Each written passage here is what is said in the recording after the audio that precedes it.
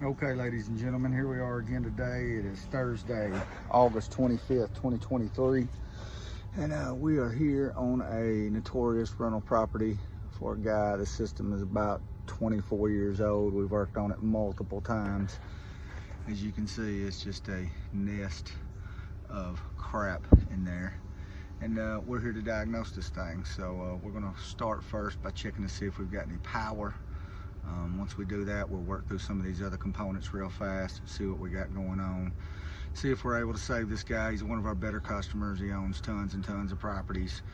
This is one he's hoping to rehab here in the next few years. So if we can get him by, keep him going, avoid getting stung by one of these big old red wasps, we'll be doing good. Let's tackle this thing.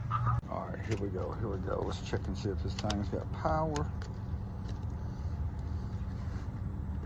Very first thing you should do on every service call, especially when you got something that's not running, is let's check and make sure we've got power going to it. So here we go.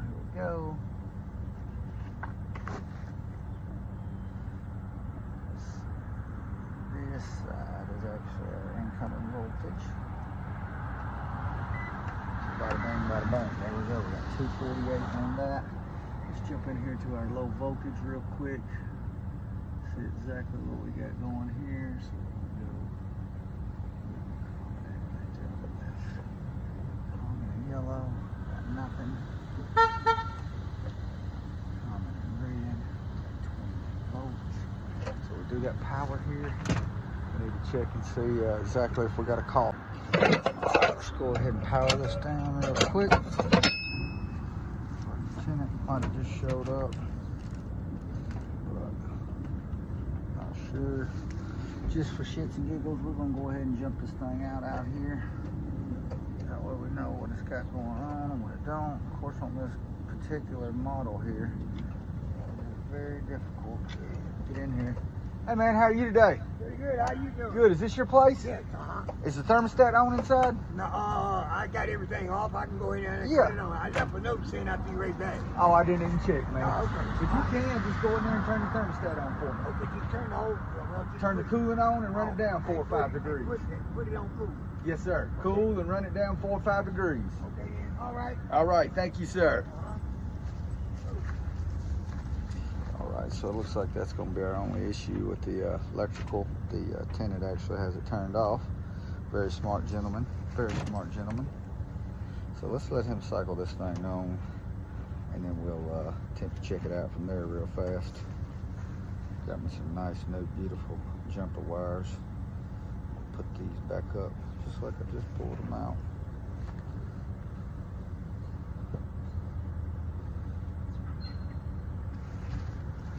Let's turn it back on for him. There we go.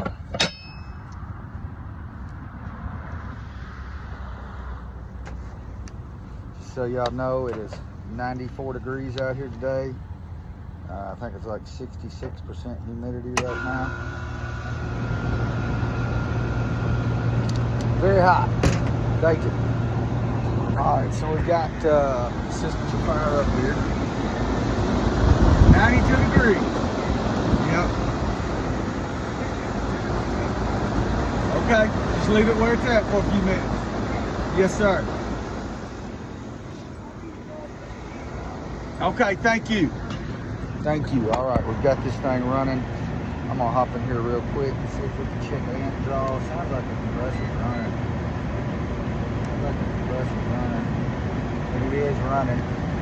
So we've never actually had any freon issues on this unit. We've had condenser fan motor, evaporator fan motor.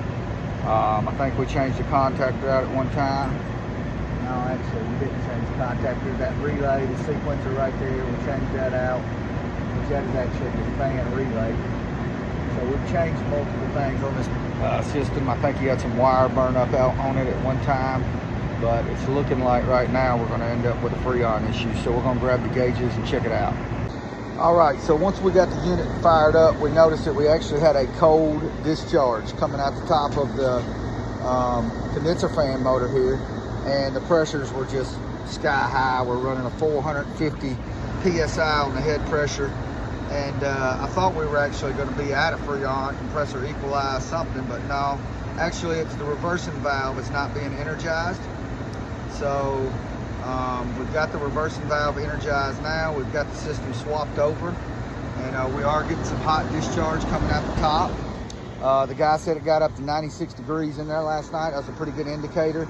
Even if the cooling just weren't working, it wouldn't have got that hot. This machine was actually blowing heat in the house. So we've lost reversing valve here. We're going to have to track that down.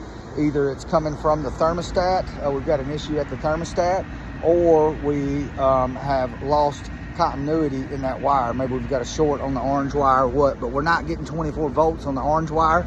Right now I've got it jumped out so that we are getting 24 volts on our reversing valve, and we've got it fired up and it's running. So man, this thing probably needs to have the condenser coil clean, but I mean, you can see it's got much worse issues other than just having the condenser coil clean.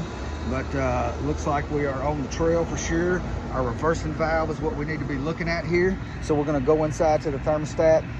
The first test we're going to do is we're going to actually take the orange wire and tie it into the red wire at the thermostat. That'll let us know if it jumps it out here. If it does jump it out here, the reversing valve works, then we know we've got an issue with the thermostat.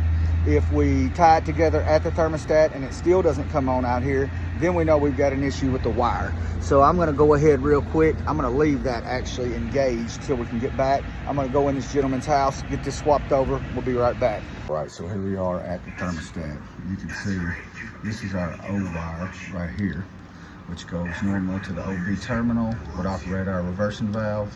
What we're going to do is just jump down here and put it into the RH terminal, something that we don't usually use here because we don't use separate transformers much in Tennessee.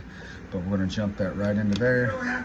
We're going to tighten that down, and we're going to go out here and restart this and see if the reversing valve will come on. So we're back outside, and we've got the system back running in the cooling mode. We got good hot discharge coming off of it.